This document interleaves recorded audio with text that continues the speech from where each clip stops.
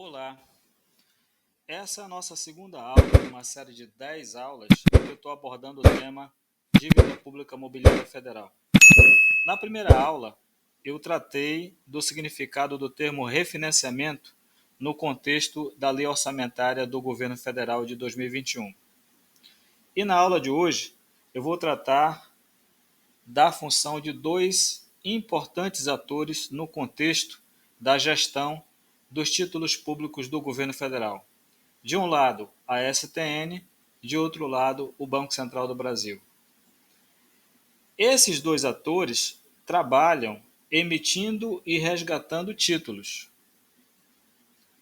Só que a finalidade da STN na emissão dos títulos é uma só: captar recursos para financiar os gastos do governo federal.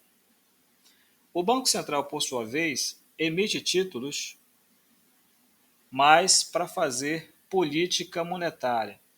Na verdade, ele emite e resgata títulos. Nós vamos ver como que isso acontece em detalhes ao longo dessas nossas aulas. Na aula de hoje, eu vou começar a abordar o papel da STN no contexto das emissões e resgates. Muito bem. Então, na aula passada, eu mostrei para vocês esse quadro em que a LOA de 2021 do governo federal definia uma estimativa de receita de 1,6 trilhões de reais para refinanciar a dívida pública federal. E fixava a despesa no mesmo valor também para refinanciar a dívida pública federal. Na verdade, quando a lei coloca dessa forma, ela está dizendo, olha, os cofres do governo federal precisam arrecadar 1,6 trilhões, porque eu não tenho 1,6 trilhões para gastar com resgate, com pagamento da dívida pública mobiliária federal. Em síntese, é isso que ele está dizendo. E aqui aparece a STN com o importante papel de trabalhar no mercado primário e captar esses recursos. Então, nós temos, de um lado, os títulos públicos, que são papéis que oferecem rendimentos a quem os adquire, como se fosse uma ação, com prazo, com prazo de resgate, com juros, com comissões, enfim. É uma espécie de poupança para quem compra esses títulos. São títulos seguros, porque tem a garantia do Tesouro Nacional. De outro lado, nós temos as instituições financeiras, em que os bancos são os que mais são conhecidos, né? Mas existem também outras instituições financeiras, por exemplo, as administradoras de cartões de crédito, né? Aquelas que trabalham com fundos de investimento, enfim, existem diversas aí no sistema financeiro nacional. Muito bem, como é que a STN capta recursos no mercado? Ela faz o seguinte, ela emite títulos que vai na direção dessa instituição financeira e essa instituição então compra esses títulos e em troca envia cédulas e moedas para a STN. Essas cédulas e moedas é que vão financiar os gastos do governo federal.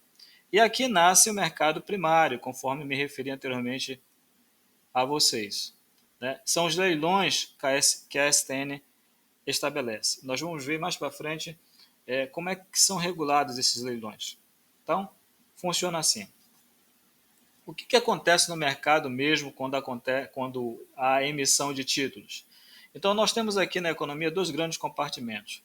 O primeiro compartimento ocupado pelo governo federal e o segundo compartimento ocupado pela economia, representado aqui pelo público em geral, pelos bancos ou instituições financeiras e pelas empresas.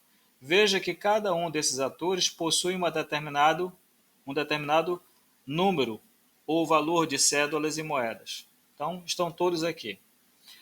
Quando o governo federal, então, via STN, emite títulos, ele faz o seguinte: ele troca cédulas por moedas. Os títulos que estavam nesse compartimento são transferidos para a economia. E parte das cédulas representadas nesses títulos faz o caminho inverso. Então, o governo federal, por meio dos títulos públicos, funciona como se fosse um grande aspirador de cédulas e moedas. Com isso, ele promove o que os economistas chamam de enxugamento do mercado. Perceba, por exemplo, aqui, deixa eu voltar apenas essa tela, que o público detinha, antes da emissão dos títulos, 18 unidades monetárias. Evidentemente aqui que esse número é um número bem simplificado, apenas para que você entenda o contexto que nós estamos comentando.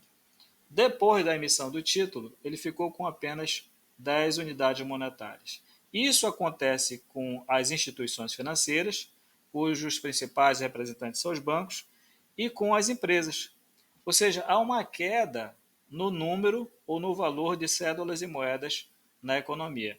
Esse é o primeiro impacto da venda dos títulos. Só que, na sequência, todo esse dinheiro que o governo federal arrecada, você está vendo aqui, ó, com a venda dos títulos, ele vai ser devolvido para o mercado, resgatando títulos, outros títulos que estão vencendo no mercado. Então vai acontecer o caminho inverso. Esse dinheiro volta para a economia. Então pense o seguinte: existem emissões e resgates de títulos. É assim que funciona, tá?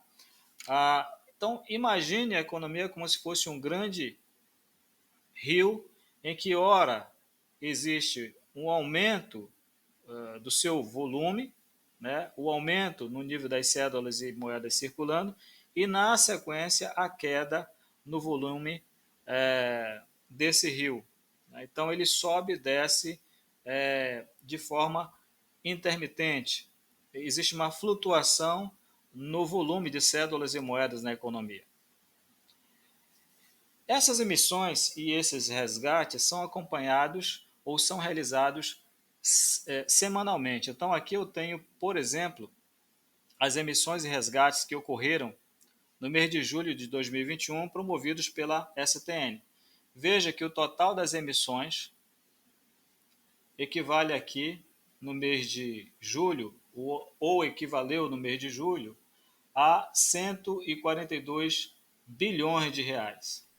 Os resgates, por sua vez, somaram 118 bilhões de reais. Então, a emissão líquida, que é a diferença entre um e outro, foi de 24 bilhões de reais. Ou seja, de todo o valor que entrou, apenas uma parte saiu e ficou um saldo com o Tesouro Nacional. É assim que funciona a compra e venda, o resgate e as emissões dos títulos do governo federal, né? Patrocinados, então, pela STN. É assim que ela resolve o problema de caixa do governo federal. É o que eu tinha para você na aula de hoje. Espero que você tenha gostado. Convido a participar da nossa próxima abordagem, em que eu vou continuar tratando sobre a administração dos títulos da dívida pública federal. Muito obrigado pela atenção dispensada. Até a próxima oportunidade.